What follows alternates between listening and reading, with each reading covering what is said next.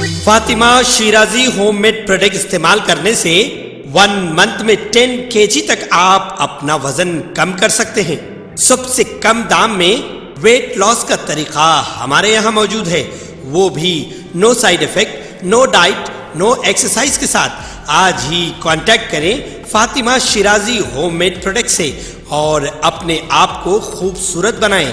Fatima Shirazi home made product, golden heights colony, pillar number 213، Rajendra Nagar, Hyderabad, 8142877400۔ Telangana state engineering agriculture and pharmacy common entrance test TSEPSET جو پہلے TSMSET کے نام سے جانا جاتا تھا 9 مئی تا 12 مئی 2024 جمعرات سے اتوار کے درمیان منعقد کیا جائے گا۔ کنوینر ایپسیٹ doctor B dean Kumar, professor and head of civil engineering JNTU نے یہ بات بتائی ہے۔ اس کے علاوہ TSEPSET 2024 امتحانات کا اعلامیہ نوٹیفیکیشن چہارشنبہ 21 فروری 2024 کو جاری کیا جائے گا اور آن لائن درخواستیں داخل کرنے کا عمل پیر 26 فروری 2024 سے شروع ہوگا۔ بغیر جرمانہ فیس کے ساتھ آن لائن درخواستیں داخل کرنے کی آخری تاریخ ہفتہ 6 اپریل 2024 مقرر کی گئی ہے، جبکہ امتحانات 9 اور 12 مئی 2024 کے درمیان منعقد کیے جائیں گے۔ TSEPSET کے پورے شیڈیول کو پہلی سیٹ کمیٹی میٹنگ کے دوران حتمی شکل دی گئی، جس میں جواہر لال نہرو ٹیکنالوجیکل یونیورسٹی حیدرآباد اور Telangana state council of higher education کے سینئر عہدیدار موجود تھے۔ مزید بتایا گیا کہ TSEPSET 2024 کا نصاب انٹرمیڈیٹ سال اول اور سال دوم کے 100% نصاب پر مشتمل ہوگا۔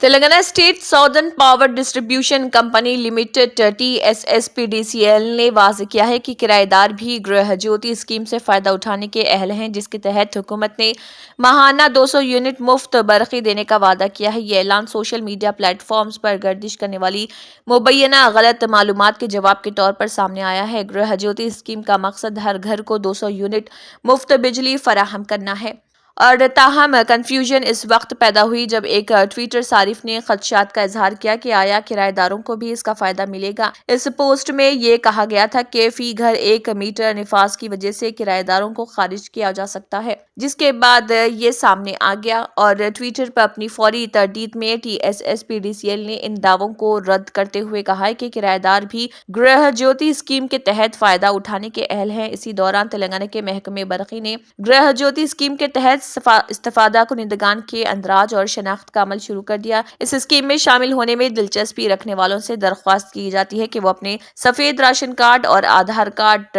میٹر ریڈنگ کے لیے آنے والوں کو پیش کریں۔ تلنگانہ کے دارالحکومت حیدرآباد میں موسم میں تبدیلی شروع ہو گئی ہے۔ چند دن قبل تک بھی سردی کی شدید لہر جاری تھی، اب آہستہ آہستہ سردیاں کم ہونے لگی ہیں۔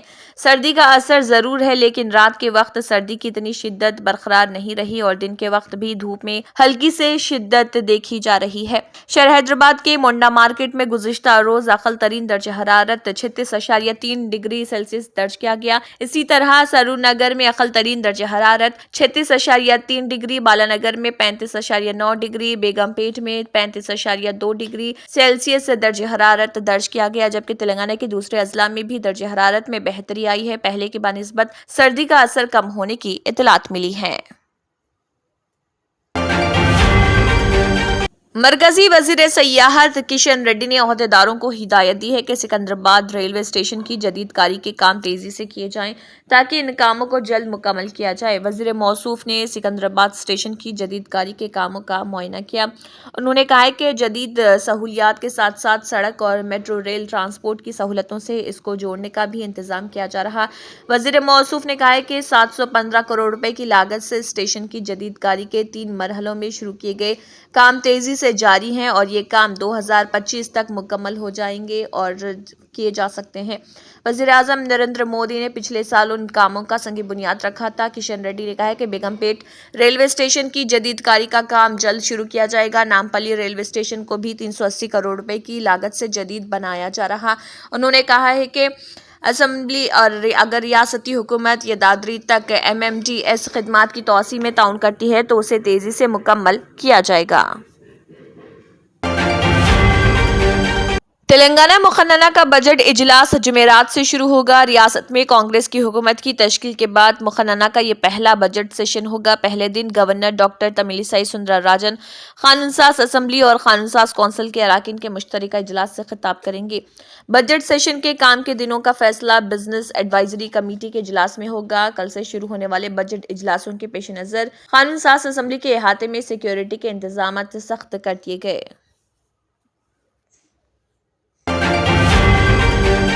انجینئرنگ کے ریگولر پی جی کورسز میں داخلوں کے لیے Telangana state post graduate engineering common entrance test TSPGE CET 2024 6 جون تا 9 جون 2024 جمعرات تا اتوار کے درمیان منعقد ہوگا۔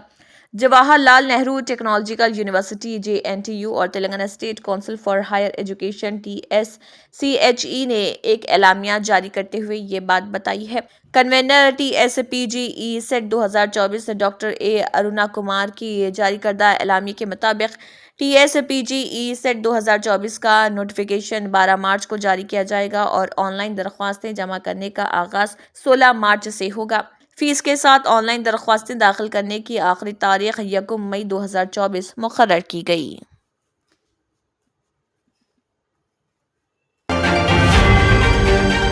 آندھرا پردیش کانگریس کی صدر وائیس شرمیلا ریڈی، وزیر اعلیٰ وائیس جگن موہن ریڈی اور ریاست کی اصل اپوزیشن تلگو دیشم پارٹی کے سربراہ چندر بابو نائیڈو کو مکتوب روانہ کرتے ہوئے اسمبلی کے جاریہ سیشن کے دوران آندھرا پردیش کو خصوصی ریاست کا درجے کے بشمول متحدہ آندھرا پردیش کی تقسیم کے ذریعے تلنگانہ کی تشکیل کے موقع پر موجودہ ریاست سے کیے گئے وعدوں پر عمل آوری کے لیے مباحث کا مطالبہ کیا۔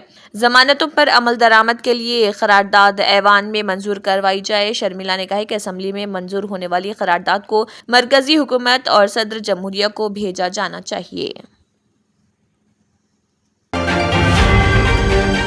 رانچی کی PMLA انسداد منی لانڈرنگ قانون کی عدالت نے جھارکھنڈ کے سابق وزیر اعلیٰ ہیمنت سورین کی ED ریمانڈ کی مدت میں 5 دن کی توسیع کر دی ہے۔ ED 3 فروری سے مسلسل ان سے پوچھ تاچھ کر رہی ہے۔ پہلے سے منظور شدہ ریمانڈ کی مدت پوری ہونے کے بعد سورین کو بدھ کی دوپہر 2:30 بجے عدالت میں پیش کیا گیا۔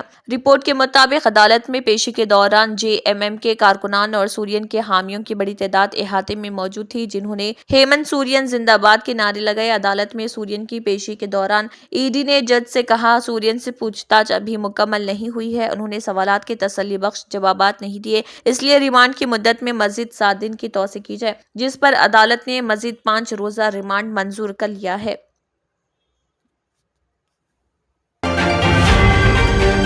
کانگریس لیڈر راہل گاندھی نے مرکز کی بھارتیہ جنتا پارٹی کی قیادت والی حکومت کے ساتھ ہی اوڈیشہ میں بیجو جنتا دل کی حکومت کو نشانہ بناتے ہوئے کہا ہے کہ ریاست میں وزیر اعظم نریندر مودی اور وزیر اعلیٰ نوین سنگھ پٹنائک کی شراکت والی حکومت چل رہی۔ اوڈیشہ میں اپنی بھارت جوڑو نیائے یاترا کے دوسرے دن رورکیلا کے مضافات پنپوش چک کے قریب اپنے روڈ شو کے دوران ایک اجتماع سے خطاب کرتے ہوئے راہل گاندھی نے کہا کہ کانگریس آنے والے انتخابات میں BJP اور BJD دونوں پارٹیوں سے لڑے گی۔ انہوں نے ریاست کی نوین پٹنائک حکومت پر تنقید کرتے ہوئے کہا ہے کہ یہاں بے روزگاری کی شرح ملک میں سب سے زیادہ ہے اور ریاست کے 30 لاکھ سے زیادہ لوگ کام کے لیے دوسری ریاستوں میں جا چکے ہیں۔ دوسری طرف باہر کے 30 کروڑ پتی تاجر ریاست کو لوٹ رہے ہیں اور ریاستی حکومت قبائلیوں، دلتوں اور خواتین کے خلاف بڑھتے ہوئے مظالم کو روکنے میں بری طرح ناکام رہی ہے۔ جرمنٹن super specialty hospital, doctor Mir Jawad Zar Khan, senior experienced orthopaedic surgeon, bone fracture, joint replacement, hip replacement اور اسپائن سرجری کامیابی سے انجام دے رہے ہیں۔ اس کے علاوہ neuro surgery, cardiology, gynaecology, dental, general medicine, dialysis اور فزیو تھراپی جیسے شعبات میں انتہائی کامیابی کے ساتھ واجبی فیس میں علاج کیا جا رہا ہے۔ شیئرنگ اور پرائیویٹ رومز، اسپتال میں 24 گھنٹے MRI، CT scan, 2D digital X ray, ultra sound, operation theatre, ICU اور لیب کی سہولت دستیاب ہے۔ آپ کی امیدوں کے عین مطابق جرمنٹن super specialty hospital, pillar number 150، عطا پور، حیدرآباد۔ ایک ہندوتوا تنظیم کا دعویٰ ہے کہ راجستھان میں واقع مشہور و معروف صوفی بزرگ حضرت خواجہ معین الدین چشتی رحمۃ اللہ علیہ کی درگاہ اجمیر شریف کسی زمانے میں ہندوؤں کا ایک مقدس مندر ہوا کرتے تھے۔ میڈیا کے مطابق ہندوتوا تنظیم مہارانا پرتاپ سینا نے دعویٰ کیا کہ اجمیر شریف درگاہ بھی بابری مسجد کی طرح مندر کو گرا کر بنائی گئی تھی۔ یہی وجہ ہے کہ درگاہ بن جانے کے باوجود بھی ہندو یہاں بڑی تعداد میں منت مرادیں مانگتے آ رہے ہیں۔ یہ دعویٰ مہارانا پرتاپ سینا کے قومی صدر راج وردھن سنگھ پرمار نے راجستھان کے چیف منسٹر بھجن لال شرما کو لکھے ایک خط میں کیا، جس میں کہا گیا کہ ان کی تنظیم طویل عرصے سے درگاہ کی حقیقت جاننے کے لیے تحقیق کر رہی تھی۔ مہارانا پرتاپ سینا نے چیف منسٹر راجستھان سے بابری مسجد اور گیانواپی مسجد کی طرح درگاہ اجمیر کے مندر ہونے کی تحقیقات کا مطالبہ کرتے ہوئے مزید کہا ہے کہ ہماری ان کوششوں کو کانگریس حکومت نے سنجیدگی سے نہیں لیا تھا، لیکن مودی حکومت سے ہمیں کافی امیدیں وابستہ ہیں۔ انتہا پسند ہندو رہنما نے چیف منسٹر راجستھان بھجن لال شرما کو ایک میمورنڈم بھی پیش کیا۔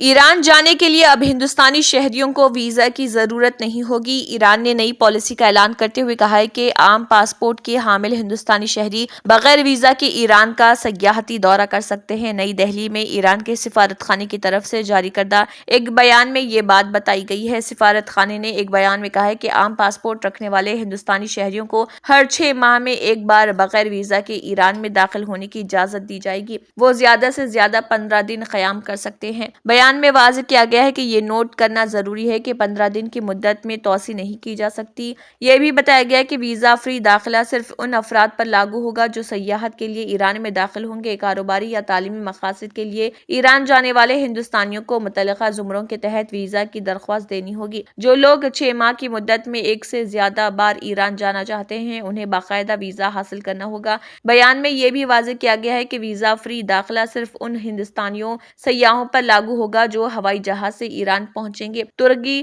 افغانستان، پاکستان یا کسی بھی پڑوسی ملک کے ذریعے زمینی راستے سے ایران آنے والے ہندوستانی شہریوں کو پیشگی اور باقاعدہ ویزا کے بغیر داخلے کی اجازت نہیں ہوگی۔